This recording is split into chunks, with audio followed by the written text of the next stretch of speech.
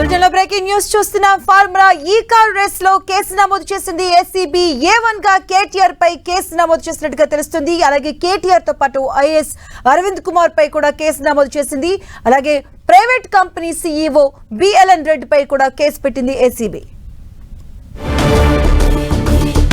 పలు సెక్షన్స్ కింద అయితే కేసు నమోదు చేసింది. ఈ కార్ రేసింగ్ పైన A1 గా కేటీఆర్ పేరు చేర్చింది ఏసీబీ. అలాగే సెక్షన్స్ 13(1)A కింద అలాగే 13(2)PC కింద యాక్ట్ 409 120B IPC సెక్షన్స్ కింద కేసు నమోదు చేసినట్టుగా తెలుస్తోంది.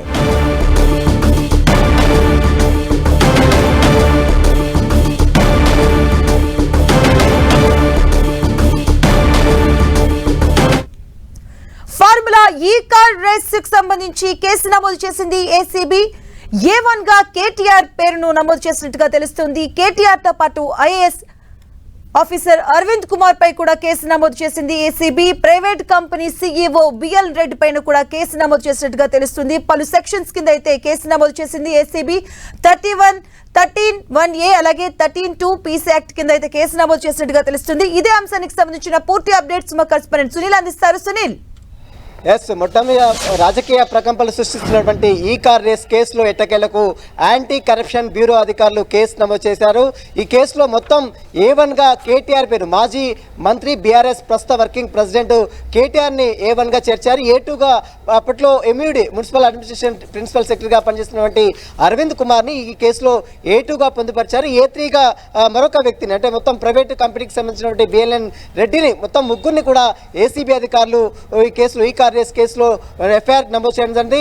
ఫస్ట్ ఇన్ఫర్మేషన్ రిపోర్ట్ కింద ప్రస్తుతం అయితే ఈ ముగ్గురు పేర్లు చేర్చారు. ఇందులో ప్రధానంగా A1 గా కేటీఆర్ పేరుని చేర్చారు.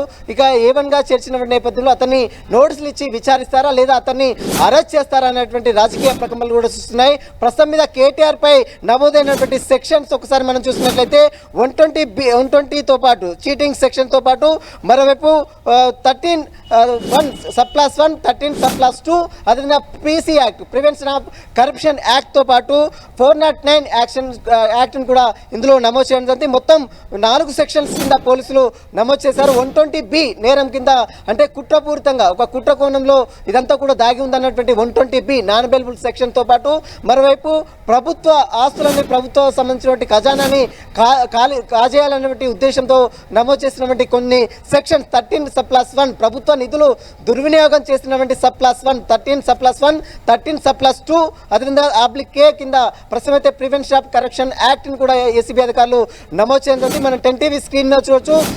కేటీఆర్ పై నమోదు చేసినటువంటి సెక్షన్స్ ఒకసారి మనం చూసినట్లయితే 13(1) 13(2) /K తో పాటు అంటే ఇదంతా కూడా ప్రభుత్వ నిధులను దుర్వినియోగం చేసినటువంటి సెక్షన్స్ తో పాటు చీటింగ్ సెక్షన్స్ అదేవిధంగా 409 తో పాటు 120B అంటే కుట్ర కోణం దాగి ఉందనే నేపథ్యంతో 120Bని కూడా ఇందులో యాడ్ చేశారు. మొత్తం దాదాపు 4 సెక్షన్స్ ని ఇందులో యాడ్ చేశారు. ఈ 4 సెక్షన్స్ కింద ఇప్పటికే మాజీ మంత్రి BRS వర్కింగ్ ప్రెసిడెంట్ గా ఉన్నటువంటి కేటీఆర్ పై FIR నమోదైంది. అన్ని కేసులో ప్రస్తుతం ఈ కేసులో A1 గా కేటీఆర్ చేర్చారు. A2 గా Arvind Kumar principal secretary municipal administration గా పనిచేస్తున్నటువంటి అరవింద్ కుమార్ ని ఈ కేసులో A2 గా చేర్చారు. మరోవైపు A3 గా అంటే మనం చూడొచ్చు ప్రైవేట్ కంపెనీకి చెందినటువంటి మరొక వ్యక్తి BLN రెడ్డి ప్రైవేట్ కంపెనీకి చెందినటువంటి BLN రెడ్డి CEO గా ఉన్నాడు.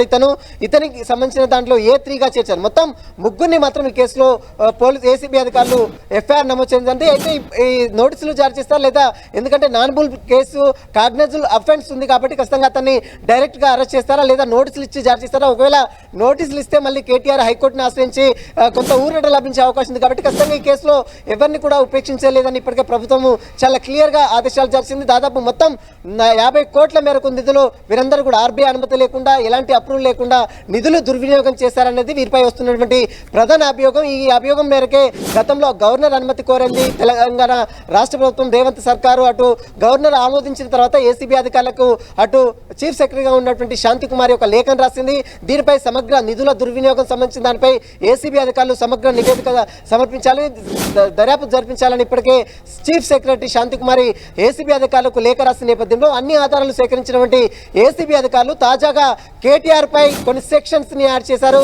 A1 గా కేటీఆర్ పేరు చేర్చారు. చేర్చారు. A2గా అరవింద్ కుమార్ ప్రిన్సిపల్ సెక్రటరీగా, అప్పుడు గతంలో మున్సిపల్ అడ్మినిస్ట్రేషన్ ప్రిన్సిపల్ సెక్రటరీగా పనిచేస్తున్నటువంటి అరవింద్ కుమార్ చేర్చారు. A3గా మనం చూస్తున్న బిఎల్ఎన్ రెడ్డి ప్రైవేట్ కంపెనీ సీఈఓగా ఉన్నటువంటి బిఎల్ఎన్ రెడ్డిని కేసులో A3గా చేర్చారు. మొత్తం ముగ్గురిని ఈ కేసులో ప్రస్తుతం అయితే ఎఫ్ఐఆర్ నమోదు చేసింది. దీని తర్వాత అదర్స్ అని పెట్టారు. అంటే ఒకవేళ ఈ కేసులో ఇంకా ఎవరైనా ఇన్వాల్వ్మెంట్ ఉంటే మాత్రం వారిని మాత్రం అదర్స్ పేరులో జాబితాలో చేర్చే అవకాశం ఉంది. వీరిపై మాత్రము 4 సెక్షన్స్ నాన్ అవైలబుల్ సెక్షన్స్ ఉన్నాయి. ఇందులో 13/1 ప్రభుత్వ నిధులు దుర్వినియోగం చేసినటువంటి కేసు 13/1 A/A తో పాటు 13/2 అదేవిధంగా 409తో పాటు 120B అంటే 120B అయితే ఇక్కడ మనం చాలా క్లియర్గా చూడొచ్చు.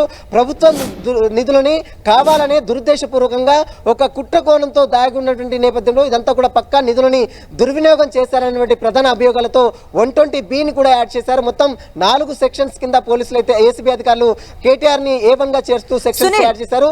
మరి ఈ కేసులో కేటీఆర్ పై ఎలాంటి చర్యలు తీసుకున్నది కూడా చూడాల్సింది చెప్పొచ్చు.